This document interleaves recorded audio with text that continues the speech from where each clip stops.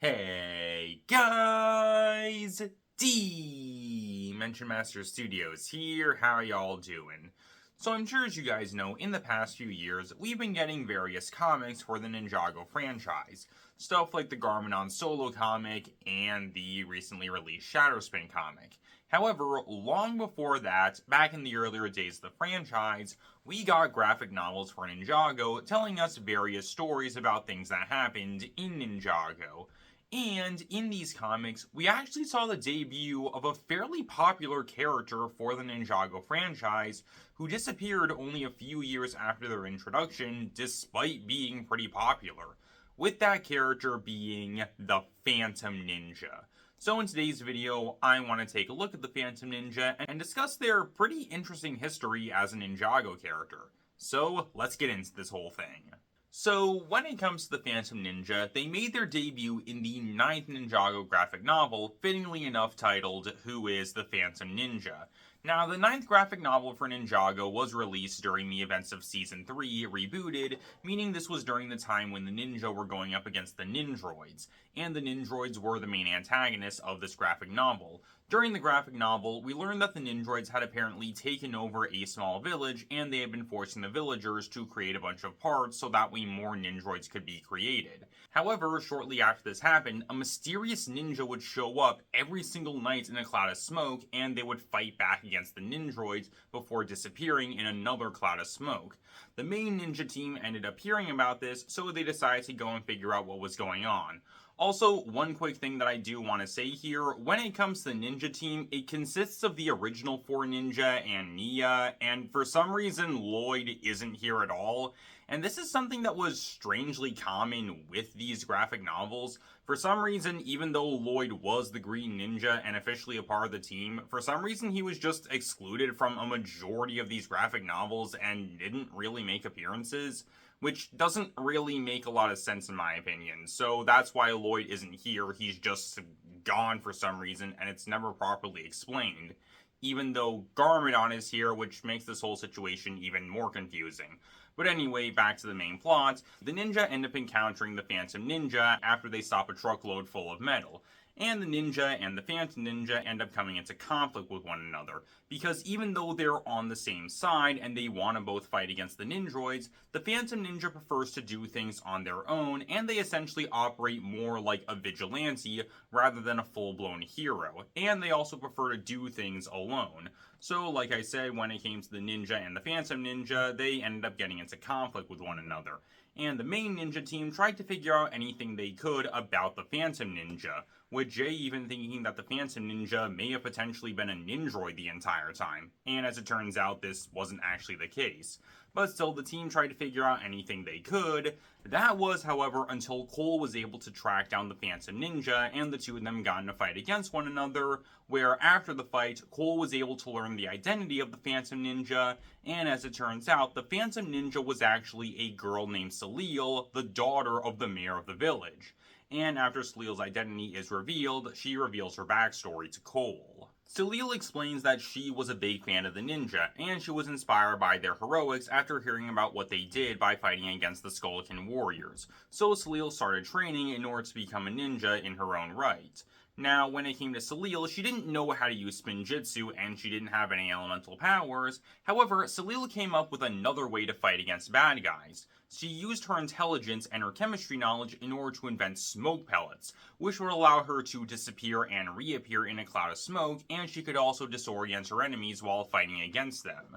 And when it came to Salil, after making a bunch of smoke pellets and completing her training, Salil was ready to go out and become a ninja for the first time. However, the night she planned on going out to become a ninja, that is when the Ninjroids attacked and they took over her village, and they took her and her father as prisoners, and they forced all the civilians to create more parts for the Ninjroids.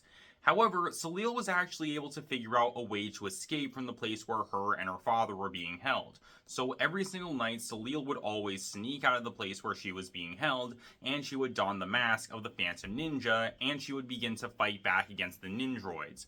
However, she would always sneak back in before morning, so that way the Ninjroids wouldn't get suspicious about what was going on. And she never took her father with her because Salil was worried about what the Ninjroids might do if they found out that her or her father had escaped. And after hearing about this, Cole and Salil then come up with a plan in order to deal with the Ninjroids once and for all. So the team sets up a trap in the forest in order to lure the Ninjroids there, and by using Salil as bait, the team ends up luring a majority of the Ninjroids there, where some of the team members end up dealing with the Ninjroids, while the rest of the team frees the civilians, as well as Salil's father. Eventually, the Ninjroids are defeated, and the village is saved, and Cole actually gives Salil the option to become a member of the ninja team. However, Salil ends up declining, and she decides to remain in her village in order to protect it, and her and her father disappear in a cloud of smoke, and the graphic novel comes to an end with Salil and her father talking, while the ninja go up to space and they fight a shapeshifter. I am not even joking, that is literally how the graphic novel comes to an end, and that is the end of Salil's debut graphic novel for Ninjago. So, like I said when it came to Salil, she was a pretty popular character when it came to Ninjago, and honestly, I don't really think it's hard to see why. Because when it comes to Salil, there's a lot of things about her that make her pretty unique as a character, both when she was first introduced to the Ninjago franchise, but even now, there's still a lot of things about Salil that make her stand out in comparison to a lot of other characters. For starters, Salil was the first female ninja that we had ever gotten when it came to the franchise. This was back when Nia was still Samurai X, and this was even before Skylar was introduced during Season 4, meaning that Salil was the first ever female ninja that we had ever seen when it came to the franchise, which was definitely a big deal at the time. Additionally, when it comes to Salil, she serves a role pretty similar to Eren in the sense that she's supposed to be a ninja fan turned ninja, essentially serving the role of an audience stand-in member pretty similar to what Eren is supposed to be. We also see though that when it comes to Salil, she's different in comparison to the rest of the team in the way she goes about fighting against bad guys. Because like I said, Salil doesn't use spinjitzu or elemental powers while fighting against bad guys, and instead, Salil uses her intelligence with her developing smoke pellets in order to fight against bad guys, making her pretty unique in comparison to how the other ninja would fight against bad guys. Additionally, like I said, Salil essentially operates like a vigilante during the events of this graphic novel, with her preferring to do things on her own instead of working as part of a team. And finally, there is one last thing that I feel like I need to bring up when it comes to Salil, and it is her and Cole and people shipping the two of them together. Yes, long before the days of people shipping Cole with either Vanya or Gio, when it came to Salil, she was basically the first major character that a lot of people were shipping Cole with. Assuming that you don't count Cole and Nia during the events of Season 3, but still, when it came to people shipping Cole and Salil, this was definitely a big deal back during the events of 2014. And in fact, during the build-up, and even when we got to the release of Master of the Mountain, and people were thinking that when it came to Vanya, she may have been a potential love interest for Cole, there were some people saying that when it came to Cole, he already had a girlfriend, with that being Salil. And I feel like this is definitely a big deal, especially considering the fact that when it came to Salil, at this point, Salil was a pretty obscure character, all things considered, yet people were still considering her and Cole to be a romantic pairing, which once again I think is a big deal, and I feel like this also shows just how much of an impact Salil really had, considering the amount of people who were still remembering her after all this time, despite Salil never making an appearance in the show proper and really only ever being a major character in the graphic novel, which again, that's definitely a big deal in my opinion. But after the release of this graphic novel, like I said, when it came to Salil, she became really popular, and it got to the point that Salil was included in a lot of things for the franchise going forward. For starters, Salil made a cameo appearance in the Samurai Escape set that we got for the release of Day of the Departed. Granted, it was just her appearing on a sticky note on a monitor that was in the Samurai Escape, but still, Salil was being acknowledged in a set, which was definitely a big deal. Also, speaking of Day of the Departed, Salil also appeared in Way of the Departed, a story that was released on the Twitter account of Tommy Andreasen, the co-creator of the show, where during this story, Salil actually plays a pretty prominent role in the story, with her and Cole going on various adventures in the story, which is definitely a big deal, although I will admit I haven't actually read Way of the Departed, so I don't really know the specifics of what exactly happens with these two in the story, but still, the fact that she's included is definitely a big deal. And also, when it comes to Salil, she got so popular that in the lead up to Season 7, when we found out about the new Samurai X, Tommy Andreasen even hinted that when it came to the new Samurai X, it might have been Salil. And if this was indeed the case, then this means that Salil would have shown up in the actual show itself, which would have been a really big deal, because this would have made Salil the second character in the Ninjago franchise to debut in something outside the show, only to then be brought into the show itself, with the first ever character to do this being Ronin. However, as we know, this ultimately didn't happen because it was revealed that Pixel was the new Samurai X and not Salil.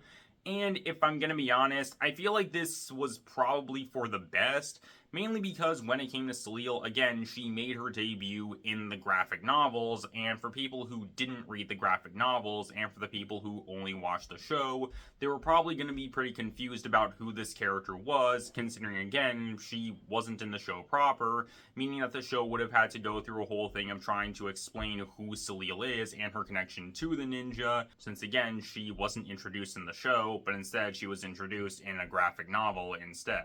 But still, I feel like the fact that Salil was actually considered to be the identity of the new Samurai X and her potentially being brought over into the show would have been a really big deal, since again, she would have been the second ever Ninjago character to be introduced in something outside the show, only for her to then show up in the show. So again, even though this didn't happen, the fact that she was considered was a big deal, and once again, I feel like this does show the impact of Salil and just how big of a deal she really was. However, after Tommy Andreasen hinted that Salil was going to be the new Samurai X, that was basically the last we had ever seen of her.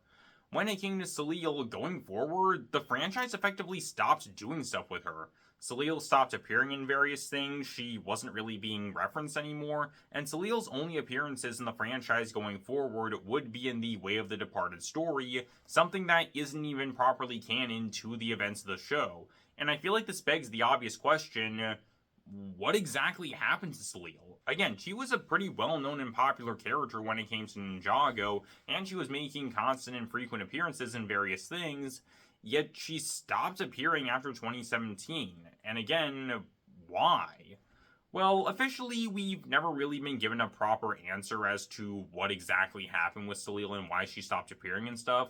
But if I had to take a few random guesses, I think probably when it came to Salil, it was her being a relatively obscure character and not being in the show proper, because again, she wasn't in the show at any point. Tommy Andreasen only hinted that Salil might be appearing in the show, yet he never said that she was. Plus, I think it's also possible that when it comes to the people who were working on Ninjago, either A, they ran out of ideas when it came to Salil, or B, the people who worked on Ninjago just didn't know what to do with Salil going forward, other than Tommy Andreasen, who again did still include her in the Way of the Departed story. And that's pretty much it when it comes to Salil.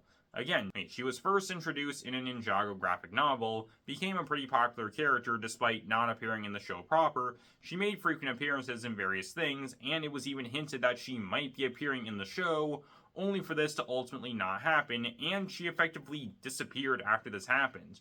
Which I do think is honestly a real shame, because I think that Salil is a genuinely compelling and interesting character when it comes to the franchise. Stuff like her being a vigilante, her using her intelligence to fight against bad guys, and her being a ninja fan turned ninja, I think that all these things are legitimately really interesting, and I feel like if we got a chance to see Salil show up in the actual show, this could have been a really big deal, and it could have introduced more people to who is, in my opinion, a pretty great and underrated character for Ninjago. However, I highly doubt that's going to happen because at this point, Salil is pretty obscure, all things considered, so I highly doubt that she is going to show up in Dragon's Rising at some point, but who knows, maybe she could be referenced at some point. I highly doubt it, but hey, who knows. And so that's pretty much all I got for you guys. So tell me down below what do you guys think. Tell me, what are your guys' thoughts on Salil? Again, tell me down below, and I hope you guys enjoy. Later, guys. This is Dimension Master Studios, signing off.